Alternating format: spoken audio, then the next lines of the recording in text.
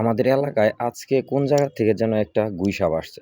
তো এটা দেখে পোলাপানের তো পুরো উচ্ছে পড়া ভিড়। তখন আমাদের রসন একটি রেস্কিউ টিমকে কল করে। তারপর রেস্কিউ টিমরা আসে এবং তারা এটা ধরার জন্য অভিযান চালায়। তো আমি তখন এটা ভিডিও করতেছিলাম।